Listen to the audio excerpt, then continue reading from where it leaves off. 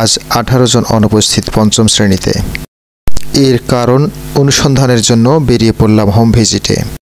প্রথমেই গেলাম বর্ষার বাড়ি। সে মোহনপুরে তার বোনের বাড়িতে বেড়াতে গেছে। তাদের দরজায় তালা দেয়া ছিল। তথ্য দিলেন প্রতিবেশী। বলে রাখা ভালো, লিজার পিরিয়ড এবং লাঞ্চ ও ছুটির পর কাজ করেছি। এরপর গেলাম সালমাদের বাড়ি। সালমার জ্বর হয়েছে। ইমনের বাড়ি গিয়ে জানতে পারলাম, সে বলল বই আসেনি, সেই জন্য বিদ্যালয়ে যায়নি স্যার। বললাম এক্সিস্টিং বা পুরাতন বইগুলো দিয়েই আমরা বাংলা পড়াটা অন্তত শুরু করেছি। এরপর বিশালের বাড়িতে গেলাম। বিশালও একই কথাই বলল, ভাল লাগছে না স্যার, বই নেই। বললাম পুরাতন বই দিয়ে অন্তত বাংলা পঠন দক্ষতা অর্জনের জন্য আমরা এই জানুয়ারিতে কাজ করে যাচ্ছি। এটা 1 তারিখ থেকে শুরু করে জানুয়ারির 31 তারিখ পর্যন্ত চলবে। তাই বিদ্যালয়ে না থাকলে এই দক্ষতা অর্জন করা সম্ভব নয়। সুতরাং বিদ্যালয়ে আসা খুবই জরুরি। বিশালও থাকে তার নানার বাড়িতে।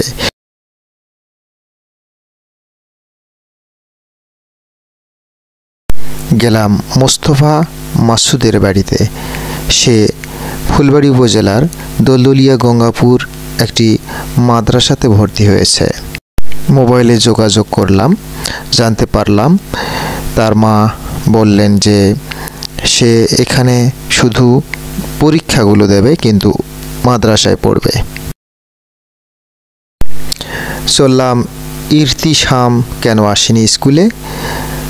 জানতে পারলাম তার দাদার মুখ থেকে সে সাতনি নামক গ্রামে তার ফুফুর বাড়িতে বেড়াতে গেছে।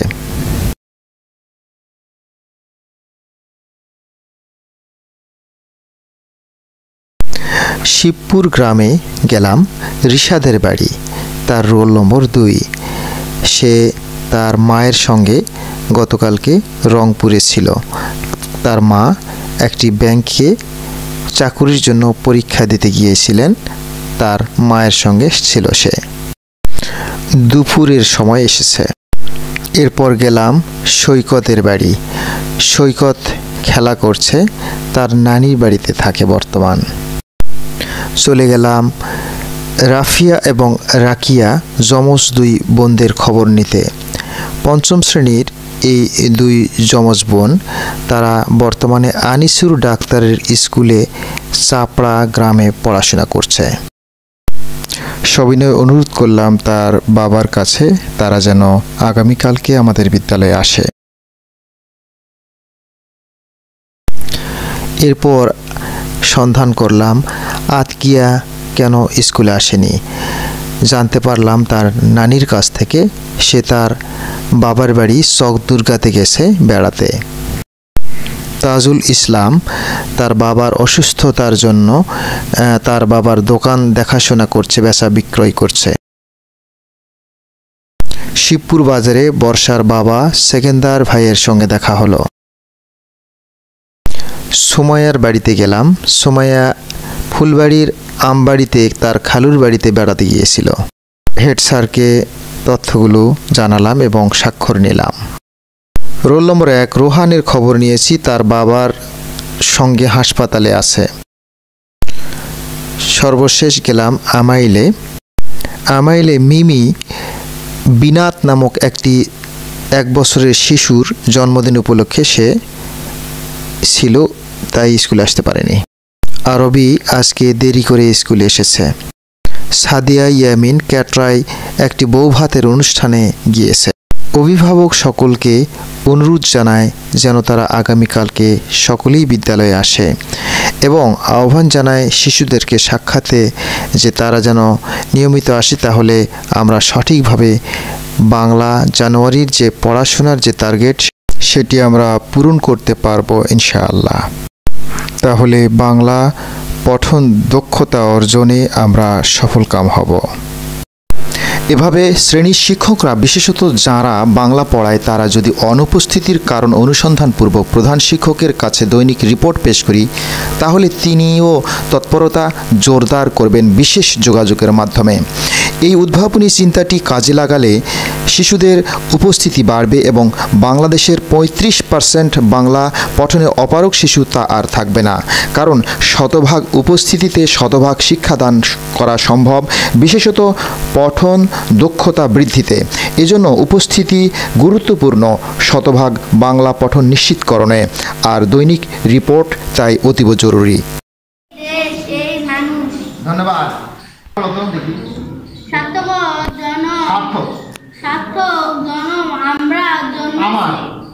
আমার জন্মেছি এই দেশে, কবির এর কথার অর্থ আমাদের সৌভাগ্য ও সার্থকতা। প্রায় সকল লোক বাংলায় কথা বলে, তবে আমাদের দেশে যেমন রয়েছে প্রকৃতির বৈচিত্র্য, তেমনি রয়েছে মানুষ ও ভাষার বৈচিত্র্য।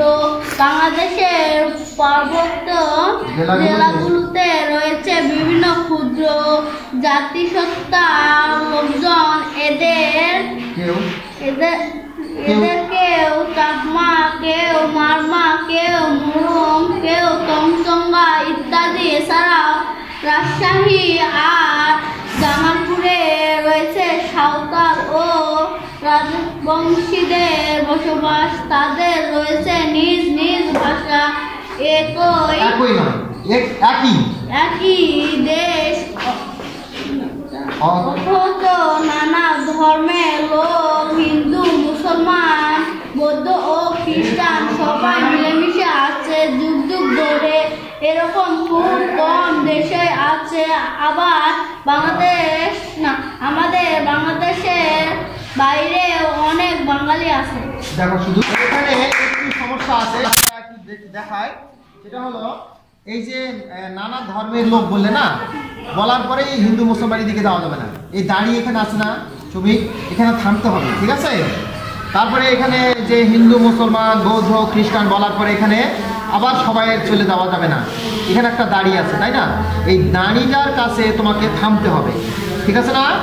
তারপরে একটু একটু বিরাম নেওয়ার পর, দম নেওয়ার পর তুমি আবার এদিকে নিঃশ্বাস নেওয়ার পর আবার শুরু করবে, বললেন, ঠিক আছে? অনেক ধন্যবাদ।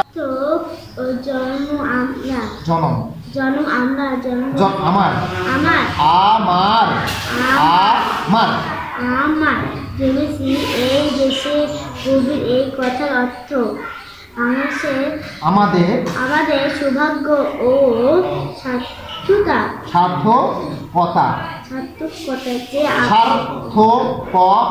সার্থকতা, ঠিক আছে না? এই রেটটা মানে একটা র, রেটটা মানে একটা, দেখো বোর্ডে দেখো, এই যে এখানে একটা এই শ্বাস না,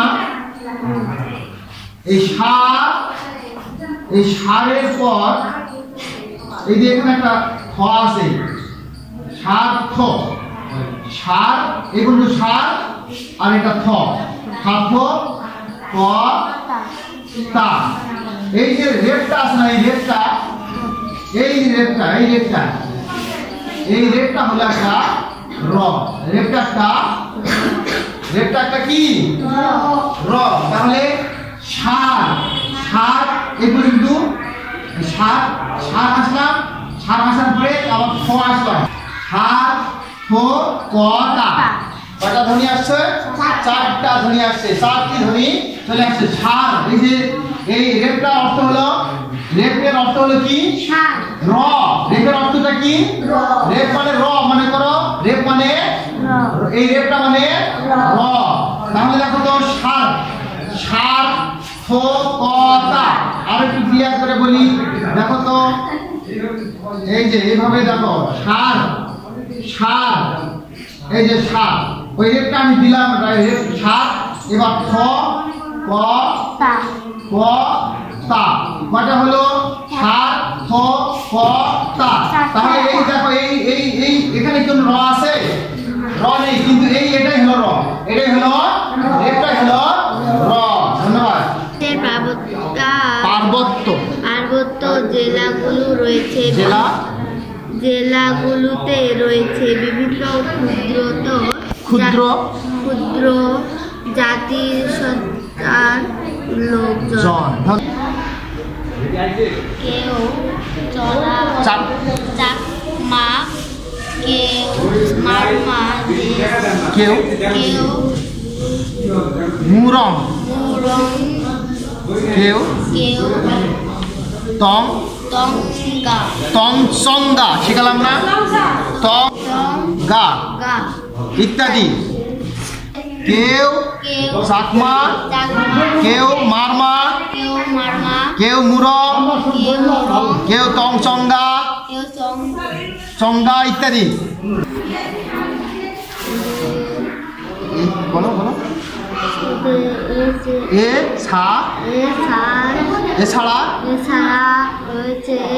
এছাড়া কি রয়েছে? এটা কি এছাড়ার পর কি? এটা রাজ। বানান করো। রয়াকার বর্গীয় জ, রাজ তালব্য সয়াকারের সা, রাজ সা হয় দীর্ঘইকারে হি, রাজশাহী। এছাড়া রাজশাহী। আর তারপরে কি রয়েছে আবার? এটা কি? সরিয়া আর এ ছাড়া রাজশাহী আর জোরে বলো। এ ছাড়া রাজশাহী আর এটা এটা কি? বানান করো। যা। হ্যাঁ, জামালপুরে রয়েছে ও হ্যাঁ ও ও এটা কি? রয়াকার বর্গীয় জ, রাজ। ব ধ্বনি ধানি নয়, রয়াকার বর্গীয় জ, রাজ।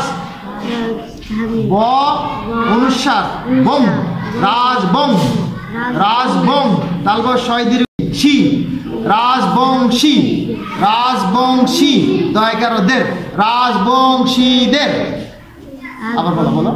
রাজবংশীদের। হ্যাঁ, এই তো, ধন্যবাদ। তারপরে এটা কি?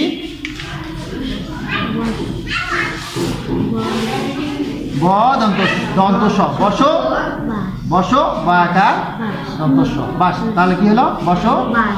ধন্যবাদ। আমাদের বিশাল চলে আসছে আজকে, তাজুল ইসলামও চলে আসছে, সুমাইয়া স্কুলে চলে আসছে, রিশাও চলে আসছে, সালমা চলে আসছে, সানজিদা ইয়ামিন চলে আসছে।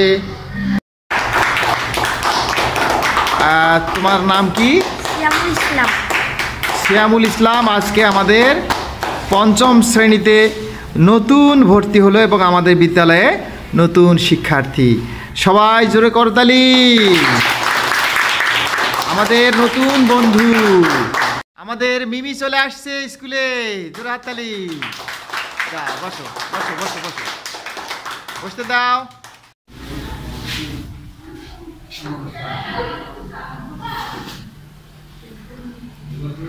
হাততালি। আজকে মুরাদ আসছে, জোরে হাততালি। ইরতিশাম আজকে স্কুলে আসছে, জানুয়ারির প্রথম দিন আসলো, জোরে হাততালি। অনেক খুঁজছিলাম, ইহসানুল হক আমান। আমাদের বিদ্যালয়ে এই পঞ্চম শ্রেণী আজকে ভরপুর, অনেকেই আসছে। আমানের জন্য একটা জোরে করতালি।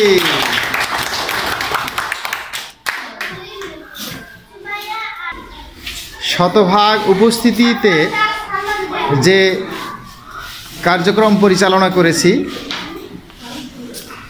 প্রথম 18 জনের বাড়িতে হোম ভিজিট, তারপরে দ্বিতীয় দিন গতকালকে 13 জনকে আবার ফোন করেছিলাম। আমার উপস্থিতি অনেক বেড়েছে। আশা করি বাকি যারা আসেনি তারাও আসবে। তোমরা সকলে একটু তাদেরকে একটু পাশের বাড়ি তোমাদের, তাই না, তাদেরকে একটু আওয়াজ দিবে, বলবে যে আমাদের বিদ্যালয়ে পড়াশোনা ভালো হচ্ছে, কোনো সমস্যা নেই, চলে আসবে। হ্যাঁ, ধন্যবাদ। আজকে এসেছে, আজকে আমাদের বিদ্যালয়ে এই জানুয়ারিতে আজকে জয়েন করলো, অনেক ধন্যবাদ।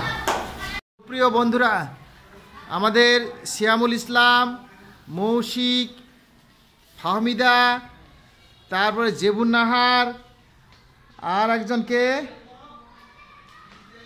আর একজন হলো তাসমিন আক্তার। কই?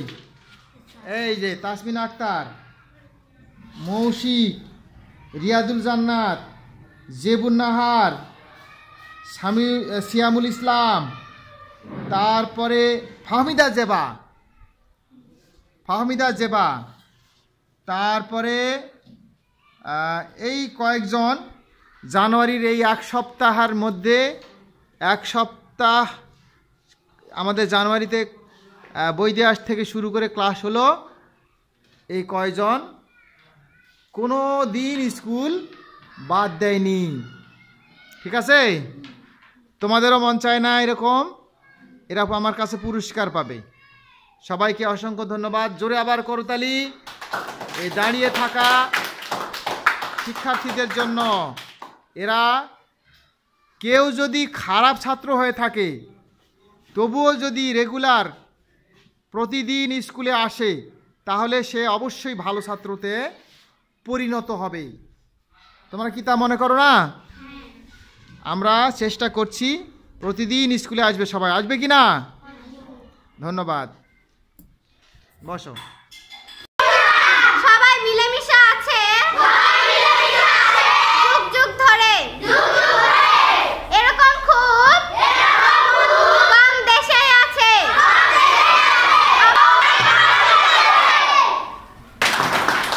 কত বিচিত্র